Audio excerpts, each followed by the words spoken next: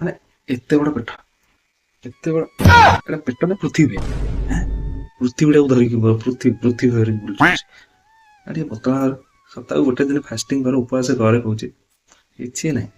ଓହୋ ଆଠଟା ହେଲା, ଚାଲ ଟିକେ ଗରମ ପାଣିରେ ଲେମ୍ବୁ ମହୁ ଟିକେ ଗୋଳେଇକି ପିଇଦବା, ନହେଲେ ଚର୍ବିଟା କେମିତି କମିବ ଯେ। ଲେମ୍ବୁ ପାଣି ପିଇବାର ଆଉ ଖାଇବାକୁ ଯେମିତି ନ ଯାଉ, ବୁଝିଲୁ?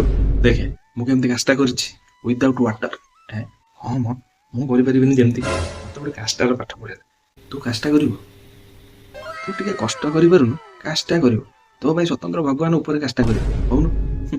କିଛି ଜଣା ନାହିଁ, କିଛି ଶୁଣା ନାହିଁ, ଖାଇବା ପିଇବା କଣ୍ଟ୍ରୋଲ ନାହିଁ। ଦୁନିଆ କୁଆଡ଼େ, ଭଗବାନ କୁଆଡ଼େ, ଜାଗର କୁଆଡ଼େ, ମନ୍ଦିର କୁଆଡ଼େ, କିଛି ଜଣା ନାହିଁ। ଯାଉ ମନ୍ଦିରକୁ ଟିକେ ପଳେଇ ଆସିଲି ଦର୍ଶନ କରିକି। ଆରେ ବାବୁ କଣ ଭୋକ ଲାଗିଲାଣି? 10ଟା ବାଜିଲାଣି। କଣ୍ଟ୍ରୋଲ କଣ୍ଟ୍ରୋଲ ଭାଇ, 10ଟା ବାଜିଲାଣି, ପେଟଟା କୁଡ଼ୁକୁଡ଼ୁ ହେଲାଣି, ଜୋରେ ମରି ଯାଉଛି, ଭୋକରେ ଟିକେ ମରି ଗଲାଣି। ଟିକେ ଉପମା ବରା କଥା ମନେ ପଡୁଛି, ଟିକେ ବିନା ପିଆଜ ରସୁଣ ଉପମା ବରା ଟିକେ ଆଣିବା କି?